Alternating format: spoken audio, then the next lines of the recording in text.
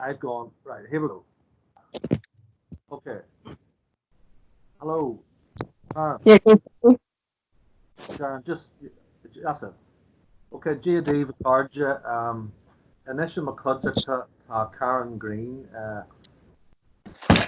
Irish Freedom Party, agus Bemaja Gull, Conch Frin, Kirsty Politchak, Kundi and Lou, and Ocht.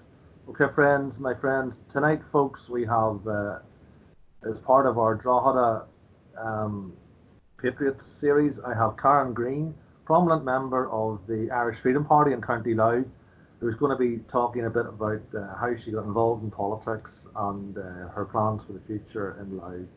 And you're very welcome, Karen. Good to see you. Hi, good evening, Cathal. How are you? I'm not too bad. A little bit of a touch of cold, I think it is. I hope that's all it is, with all this virus thing. But no, it's good to see you, and hopefully you're bearing up well. Yeah. Yeah, good.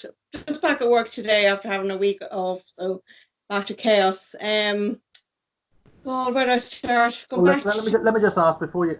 How do you? I mean, obviously you're a very prominent member of the party in the Cumann in Louth area. So just tell us a wee bit to viewers, if this does go out, how did you get involved in politics, and then how did you specifically get involved with the Irish Freedom Party movement? Okay. Right.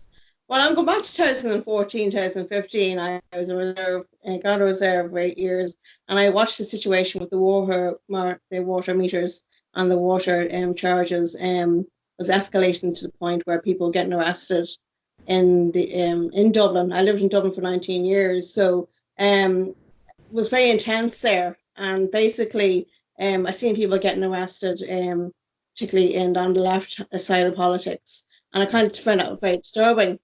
Yeah. And it was getting to this point where people were getting arrested for just even protesting against the war meters going into their homes without permission. And of course, we all know the trial went around the Jobstown area, and obviously that was escalating to the point where they were being followed. They had no kind of wiggle room regarding their activities. I actually joined the AAA, the Anti-Austerity Alliance, in March 2015.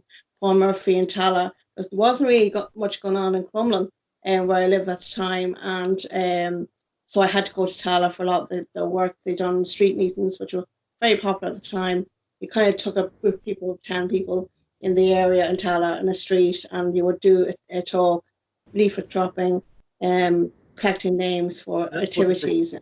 This would have been before there was any kind of Eurosceptic movement in Ireland, yeah? Absolutely, that wasn't even in the picture. Yeah. It was more to do with Sorry? Yeah, would you have thought about what you were doing as maybe kind of left or right? Oh, absolutely. Left? Yeah, very much so. I wasn't even thinking about it. It was more, the buzzword around the time was political policing, and obviously the war charges was driving any activity and all the marches that was going on. There was two kind of marches at the time. One was the community-based ones, where all the Crumlin and the Says No groups, Talis says no, Crumlin says no, all the community groups come together and they would do a march on a Saturday. Then you have the more bigger groups where Right to Change, Right to Water, they all came up under Brendan Ogle, and they were very popular, well organised, a lot of money were behind them, but they kind of generated an awful lot of activity, and everyone joined in on top of them as well. Great activity. It was great time to kind of get people together, and community groups, particularly women.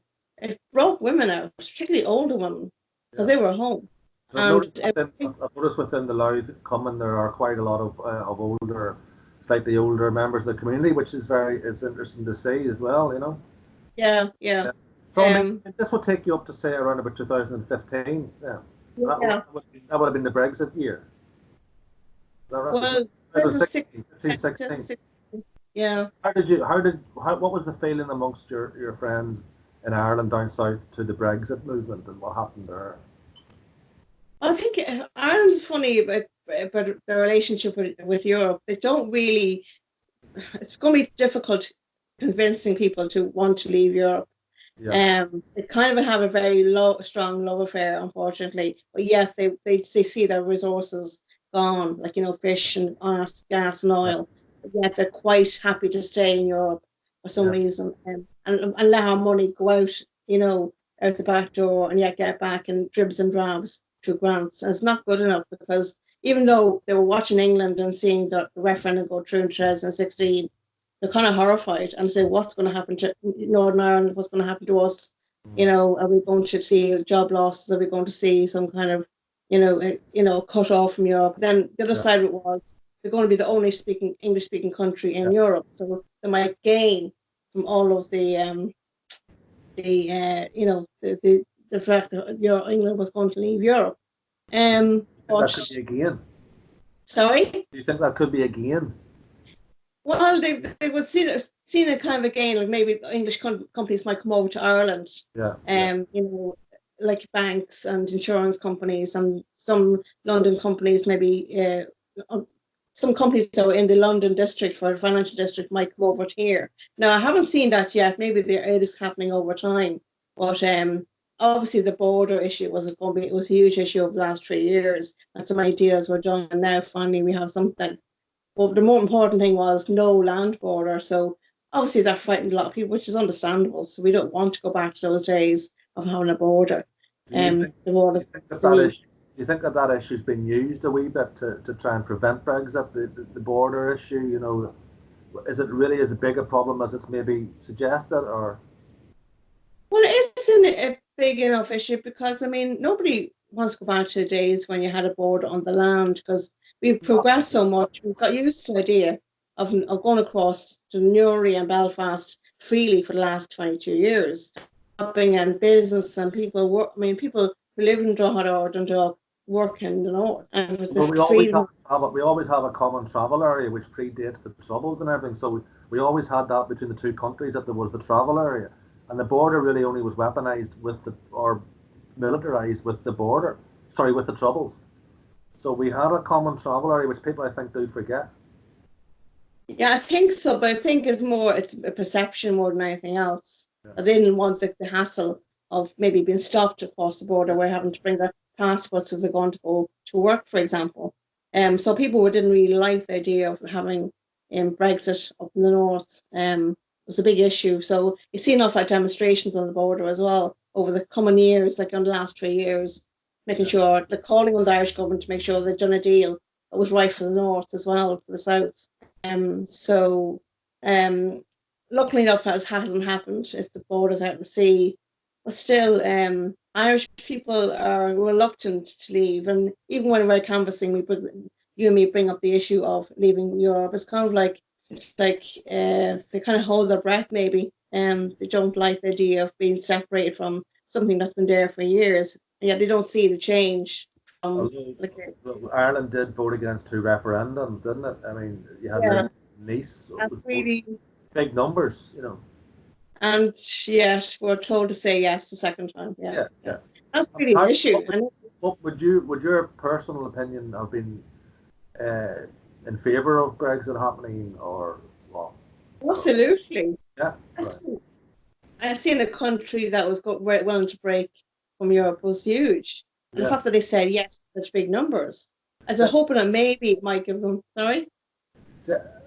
Yeah, my opinion would be the same in the fact that it's not so much, people kind of say, oh, that's just British, blah, blah, blah. But it's not British imperialism, it's more nationalism, which is different. It's not like Britain's trying to reclaim itself. Very similar to what Ireland did with Britain. Yeah. I think that's the similarity, But anyway, sorry, you were saying you'd be in favour of it, You get that what you say. I knew it wasn't because they didn't want to be part of Europe. They want to be part of their own country. They were way ahead of us in multiculturalism. They've been doing that for the last 50 years. We're only kind of getting it now, say in the last 20 years. So we are getting quite a bit. Huh? We are getting quite a bit of it now, aren't we? Yeah. Very fast. All of a sudden, the last few years, it's very fast. We're getting an influx of people coming in, and they're not being told. We're going to direct provision centres. Direct provision system is now 20 years old.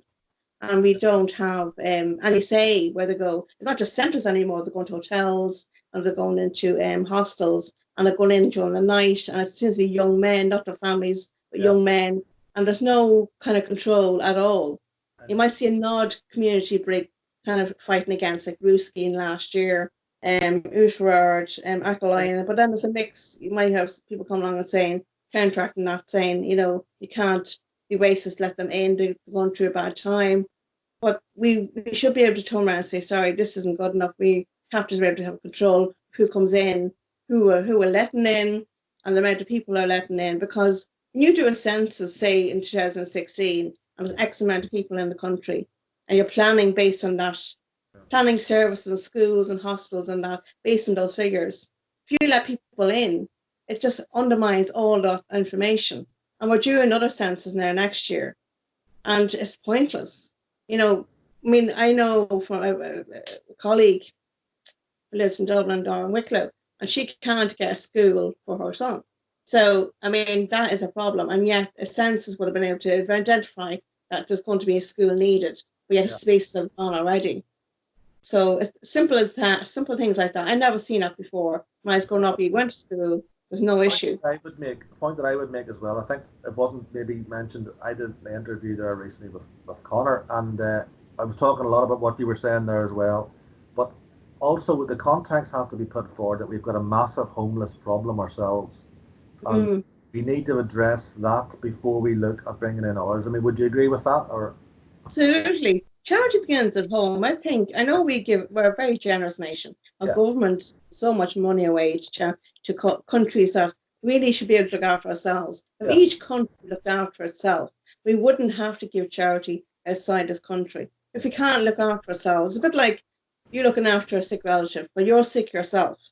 How can you do that? It has to start here, in your house, in your town. Exactly. And I make the point as well that in terms of money, we want to help genuine people that are in strife in the world. Of course we do, but it would cost less to help them in their own countries and to give money to help repatriate them to build their own countries, rather than bringing them over here indiscriminately. That costs an absolute fortune in comparison. So the evidence just doesn't support this just mass bringing in of people, So I agree with you. How do you answer then the problem that always gets levelled at ourselves as being, racist? Or what would be your answer to that then, Karen? Well, it's bandied around. You can't really say. It's like a weapon. The word racism's come like a weapon these days. It's not like I say something about a particular person because of skin color. It's like if you say anything about the immigration issue, you're deemed a racist or a Nazi, and it's becoming a problem now where freedom of speech is coming into is under fire now. And as you can see, the last few since October,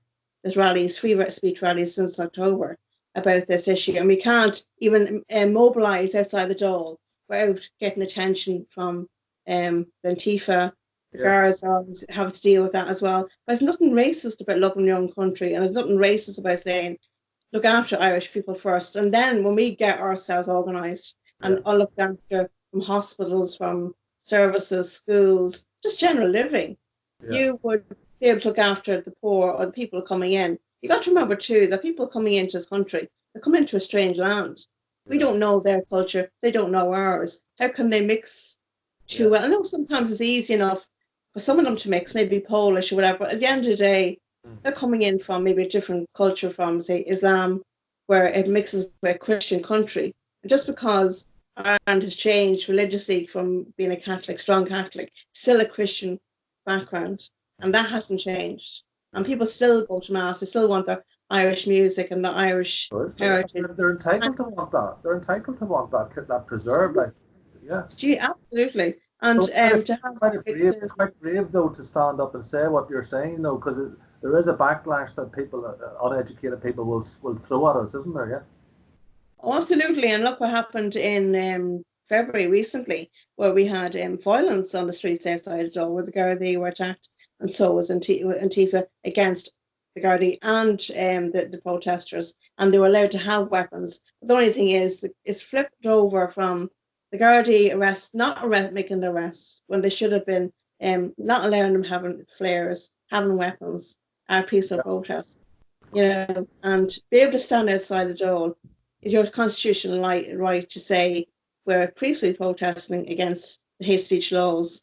And that's what drove me as well, partly, to go back to 2015 regarding your right to protest. Was that the one in December before Christmas, or that's the one I was at? Well, we both had the one before in December, but then the more recent one in the middle of the campaign, which we didn't do because the campaign was gone. That was very fun. Were you at the one? Were you at the one Gemma O'Doherty had with? No, I heard it was pretty hairy there as well. I missed that. Well, so I'll move on just to the election itself. I mean, you were heavily involved in the campaign. And I must say, the Cumann has been started, and you've been appointed the secretary of the Cumann in Drogheda. So congratulations for that, Karen. And Coharja has stitched. Thank you for giving us.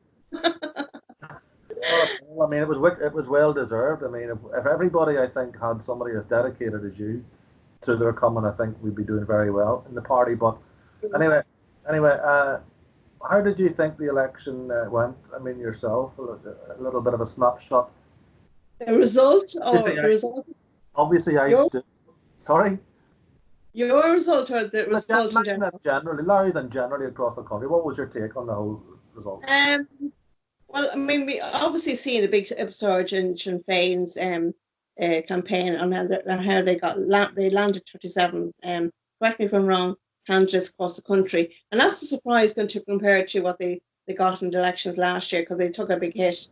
Yeah. But obviously people want to change, and obviously they thought Sinn Féin was to change. And we kind of knew that when we were going in, that we were going up against Sinn Féin locally, because they're quite strong in Louth. We have Imelda Mulster, we have Rory O'Murchú, who's stepping in, is taking Jerry Adams' seat.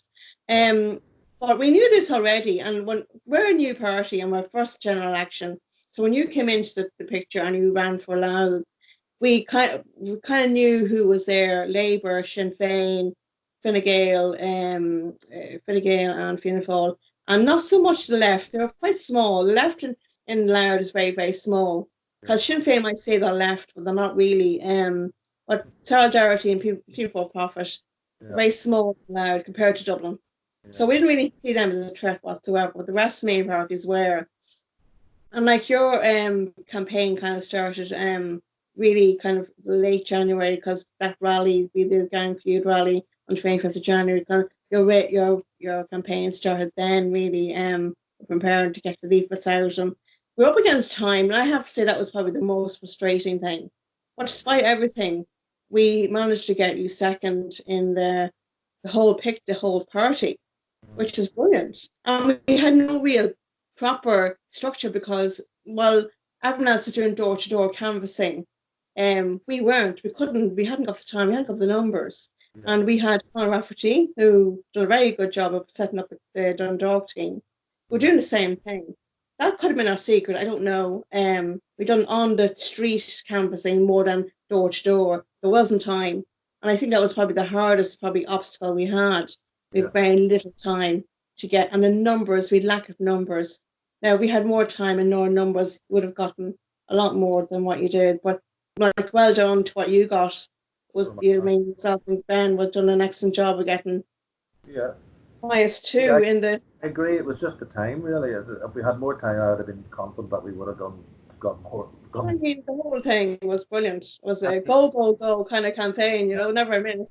Yeah, and so you think that the future would be positive? I mean, obviously the thing, what's going on with the virus at the minute is putting a major question mark over everybody's campaigning, and it's frustrating for us, because we wanted to really get hit. I mean, we started doing some last week, but obviously things are a little bit up in the air at the minute about that. But hopefully we'll all get past that and get past the worst of it. Maybe we can get back out sort of starting. I mean, what's the immediate plan for moving things forward at the minute? Is it just see how it goes, or what? I'd be lying if I said I wasn't frustrated. I will be very, it is very much a big obstacle, because while I don't buy into there's something you feel there's something else going on. It's like it is a huge thing. We've never seen like this before across the globe. Like I work in the hospital, I kind of see infections differently. I don't get bogged down by them. But I'm a type of person who likes to think about different ideas, use this time in the background to do something like this, stay on the internet, doing these interviews, think about new ideas while this is going on. We can do our newsletter, we can do interviews like this, we can organise differently, maybe even Skype a common meeting the next time. I don't know, there's loads of different things we can do. Or even just have a meeting and just have a meeting to keep everybody in touch of what's going on and just to make sure. Yeah, we could do it. Yeah, we could do it. I mean, you could 3 or 4 people could do it, and I could record the minutes. I mean, we had our meeting there on the 7th of March, common meeting, which was brilliant, well attended. We had Helen Kelly come down for about an hour, and it was great. And it was great to have that because I mean, before when I started in the Irish Freedom Party back in the summer, I didn't realise how important the Commons actually are. They are very important. They're very grassroots, and I was kind of in something very similar with the Anti-Austerity Alliance because they're similar, but I kind of using my experience with them in this because both cases they know money, and we have to operate in a kind of like a shoestring budget, like keeping costs down, doing things ourselves, being more creative about keeping getting things done ourselves compared to like spending money, say on rooms, hotels, and things like that. Because obviously that's in a concern. You've sourced bars that can offer it for nothing basically, and I mean if we're going to be in there, we might buy a drink or two after, so they're going to get money back as well. So that's a good idea, isn't it? So I said it again. The pub, you've sourced a couple of venues for the next. Yes, yeah. So when it opens. That's the problem. We're up against it now where we can't even get a free pub because it's closed. Yeah, and that's only last week. It's very difficult. Yeah, it's just hit out of the blue. But nobody's seen this coming at all, did they? Yeah, I think I think at the moment we have to be very extra creative in our time and doing I know Connor would use an awful lot of his time with doing linking in with each other online, doing these interviews, creating things we can maybe send to people online, like a newsletter, things like that. It's you have to be more resourceful, I think, to say the least. But it's good. I say you started up the Irish language group on Facebook. It's good. I see you're on that as well. So fair play, Murchú. It's good to keep stuff like that moving along because it keeps that little bit of interest going, doesn't it? Bit, yeah. Well, I mean, it's a difficult one. I mean, it's very admirable to see you and Connor doing it, when you're as a group every day. But I came from an environment where Irish language was not taught very well. You're talking the 70s and 80s, and it has an impact on how you feel about the language. Yeah. No, I don't hate it for the hate's sake. I hate the way I was taught Irish. And if you anybody, I do hear that quite a lot. Yeah. And I don't want to, defeat us. Yeah. It is. There's definitely a difference between north and south and how the perceptions of the language are. Yeah. It is maybe more of a difficulty down south. Ironically, as I've said before, but we were talking about maybe introducing something in that into one of the commons and maybe get people to learn a wee bit because I always felt it was a great expression of nationality, speaking the language. But in the meeting itself. Sorry? In the meeting itself, speak the language, is it? Well, even to have a few words to learn every month or something, just to. That's a good idea. That's a really good idea. Yeah. Some of the lads, and I think Audrey in Dundalk was very keen on doing something like that. So. Yeah. So it's just even a matter of just keeping the fun going, making it, fun and not onerous on people, because everybody knows it. A lot of people's grasp of the language isn't what it might be. That's understandable, So, I mean, would you say you're positive about the future for the party generally, moving on from the election, or? I do because we had 3 nationalist parties running in the election. It was ourselves, the National Party and Renua, and we came top of the league table. If you want better words, we came over 7,000. The National Party came in on the 6,000 mark, and then renewal came on the 5,000 mark. Now, what would you put that down to? I think we had two things going there. We had a very strong online presence, like social media presence. We were very strong on the ground, and that's a big difference. There's no point staying around social media. That won't get you a vote. Now, I have to say, I seen how National Party, they went out and they've done some of that, what we done, but not to the extent, and their communication isn't great. And I know from people trying to help them out, I know I've actually been involved in another campaign, very small. Ben Scanlon up in Dublin, young man, he's the youngest probably of the lot of the 11 of the ran. But I've seen the difference between his campaign and, say, a candidate in the National Party. I won't mention her name, and the two are miles apart regarding communication, organisation, bringing in people, from different places to help him out. And he was more organised compared to his other individual. And I just felt that we needed two things going, and that was important. We still weren't known everywhere, and that's something we need to do. And that's part of the reason why we have a post-election campaign, post-election, leaflets and. I noticed last week when we did that canvas that there were still people that weren't aware of us still, which is good to capture those instead of just being converted. So we're getting the new people that hadn't heard of us. So that's important.